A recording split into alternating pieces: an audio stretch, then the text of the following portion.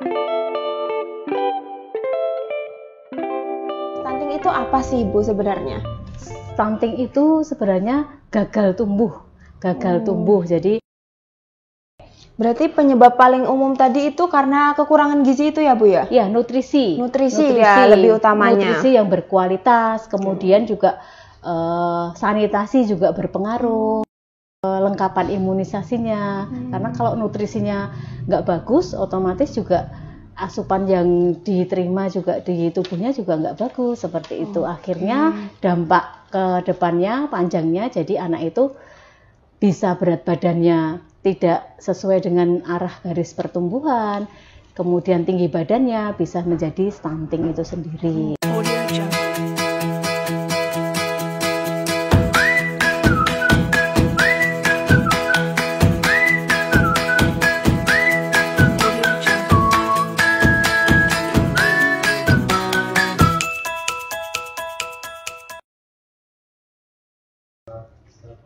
Assalamualaikum warahmatullahi wabarakatuh. Selamat datang di podcast Sehat Bareng Pemdes Cemani, podcast resmi pemerintah Desa Cemani, tempatnya ngobrol santai tapi penuh makna soal kesehatan masyarakat. Kenalin, bareng aku Salma.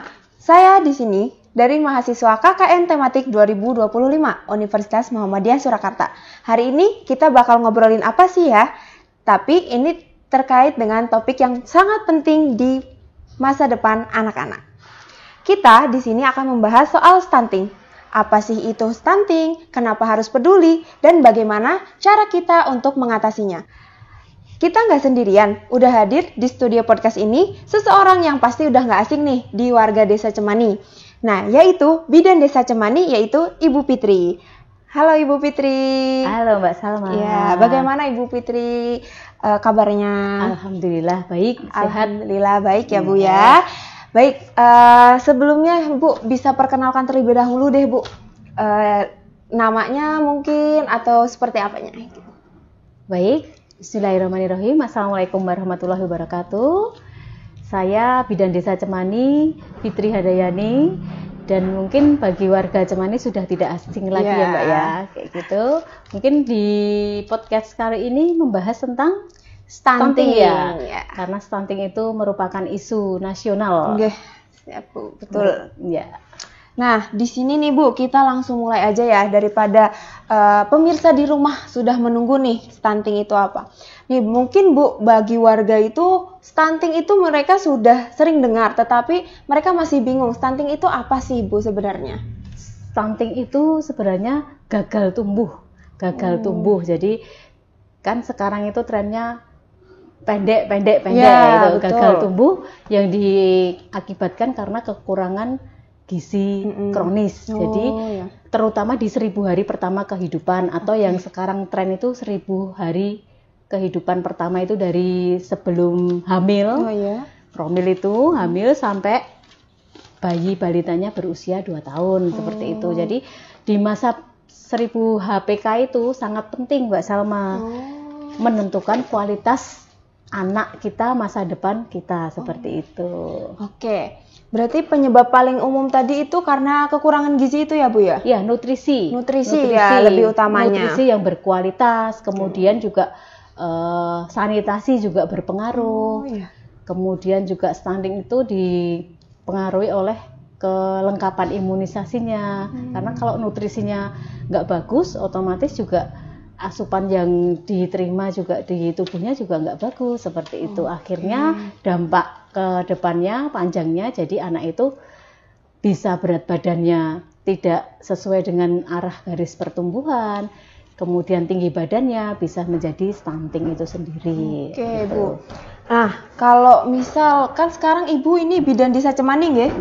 Nah, itu selama di Desa Cemani ini berapa sih Bu angka stunting di sini Bu? Angka stunting kita per Mei ya, ini kan Juni ya. Kemarin kita sudah merekap untuk total balita di Desa Cemani itu sekitar 928-an dan angka stuntingnya di angka 96 balita stunting. Luar biasa banyak ya. Banyak sekali ya itu. Berarti itu sudah tercatat ya Bu ya? Iya, tercatat karena kita ada aplikasi Jadi begitu kita mendapatkan data, langsung kita masukkan ke aplikasi, muncul langsung otomatis jumlah balita, kemudian status gizinya. Jadi tinggal Mbak Salma nanti bisa milih yang diinginkan, misalkan stunting, nanti ada di situ. Balita stunting satu desa muncul itu.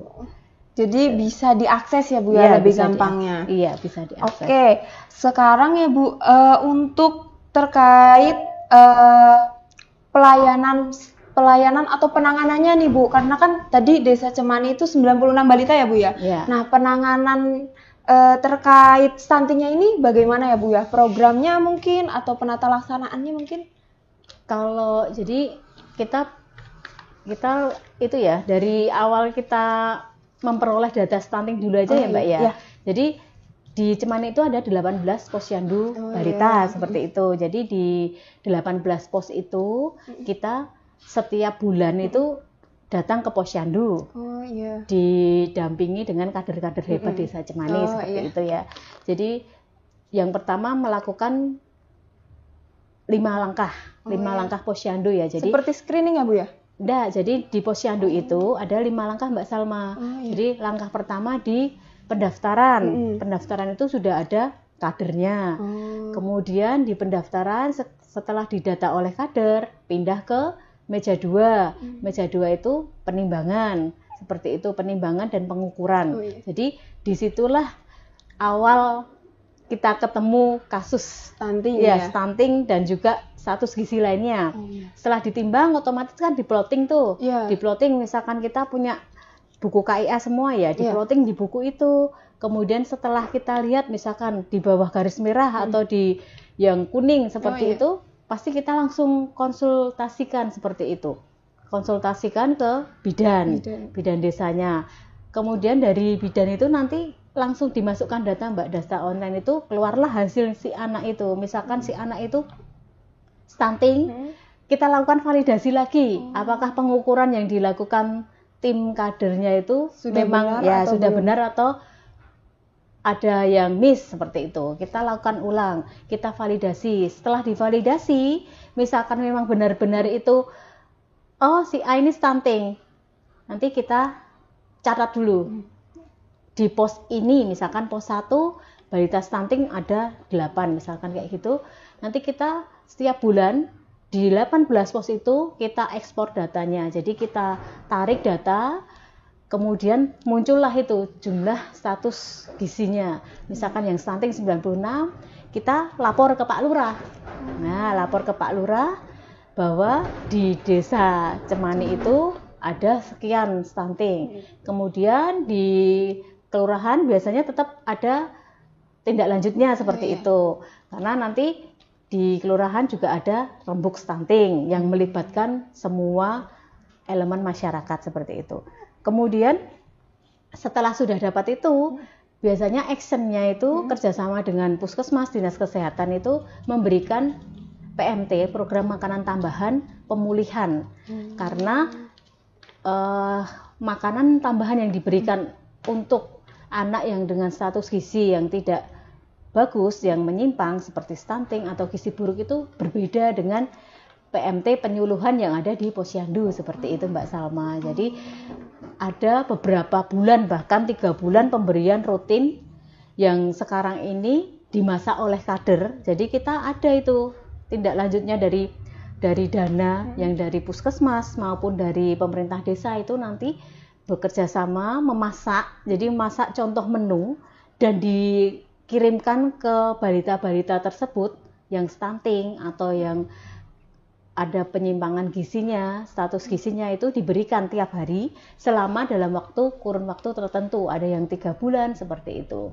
Jadi nanti tiap hari diharapkan ibu balitanya itu tahu, oh ini menu memang menu tambahan untuk anaknya. Jadi bisa membikin setelah stimulasinya berhenti misalkan seperti itu. Jadi sebagai edukasi juga kepada ibu balita agar diharapkan kasus stuntingnya zero ya.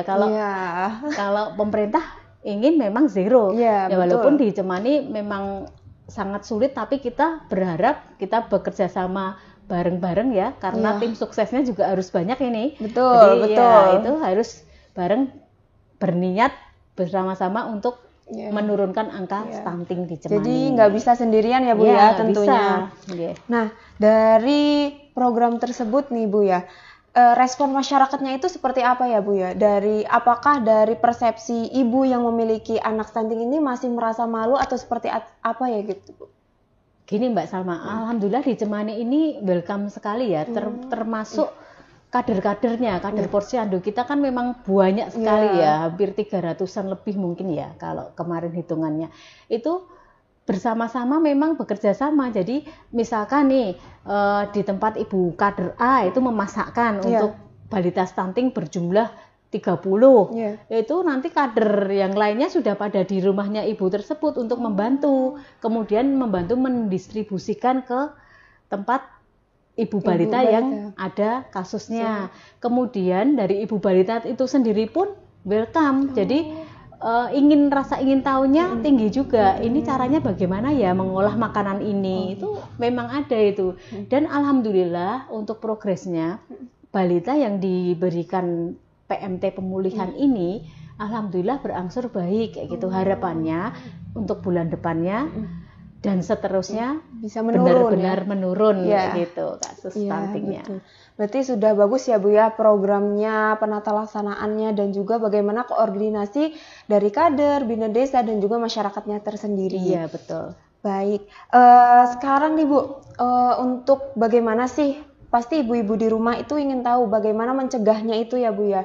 Kayak mungkin dari segi ibu-ibu di rumah, kok perasaan saya sudah memberikan makan yang benar, kok tapi anak saya kok tumbuhnya seperti ini dan terdeteksi stunting. Nah itu gimana Bu cara mencegahnya?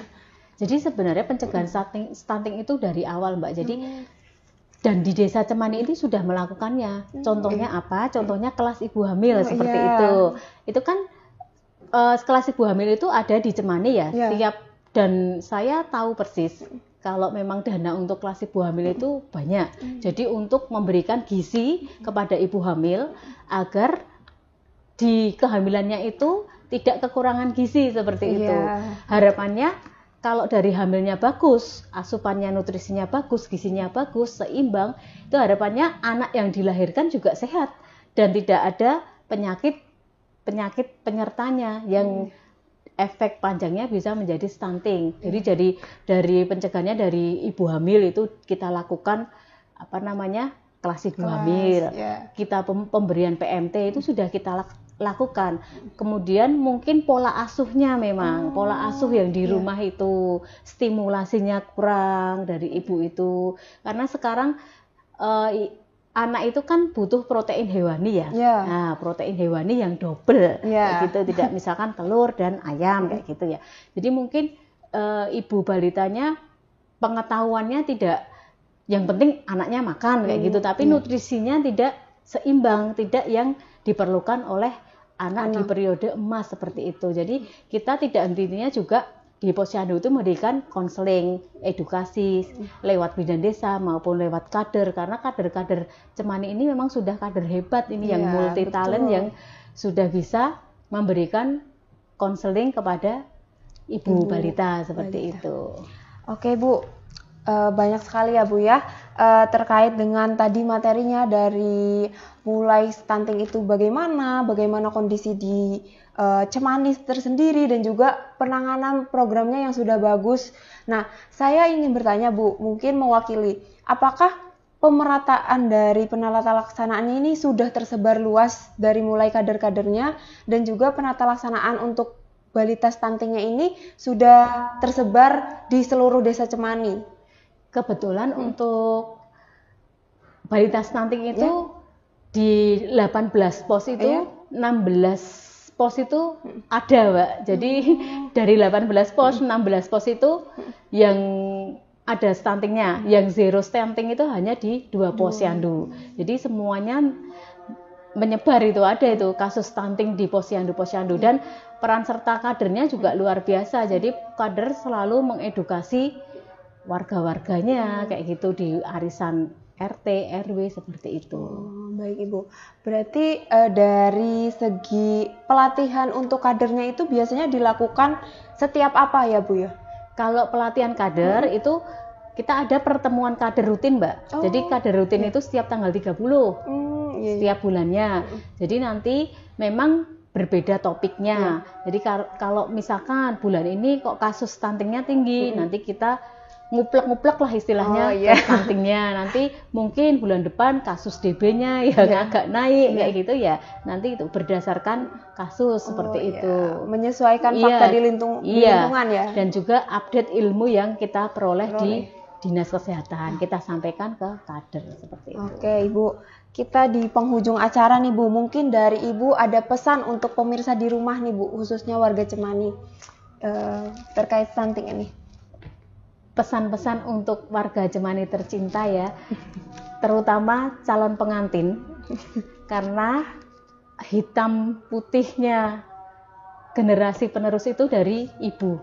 Jadi saya mohon untuk ibu hamil, calon pengantin itu gizinya dimaksimalkan, gizi seimbang, agar ketika kita hamil, kemudian melahirkan generasi yang sehat. Dan nantinya bebas stunting. Zero stunting. Betul. Sudah Bu, ada lagi mungkin pesannya? Sudah Mbak Salma. Sudah cukup ya. Baik, luar biasa sekali nih Bu ya pada sore hari ini nih Bu. Banyak banget pembahasannya hari ini dan mungkin saya juga ikut belajar ya Bu ya di sini. Terima kasih banyak juga untuk Bu Fitri atas waktunya dan semua ilmu yang telah dibagikan kepada pemirsa-pemirsa di rumah maupun kepada saya sendiri Bu. Nah, kemudian nih Bu, mungkin ada pertanyaan juga nih dari masyarakat nih Bu. Oke, buat sahabat Cemani di rumah, mungkin dari penayangan ini nanti ada pertanyaan-pertanyaan bisa saja komen langsung di YouTube Pemdes Cemani dan jangan lupa untuk subscribe, like dan komennya. Semoga ilmu yang telah disampaikan oleh Bu Fitri dan bisa bermanfaat untuk semuanya ya.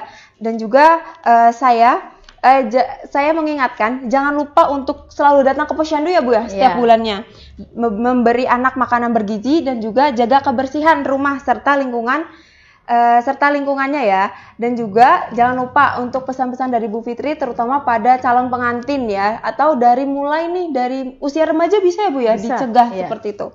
Nah, bisa didengarkan ulang kembali ya. Nah, dari saya seperti itu saja.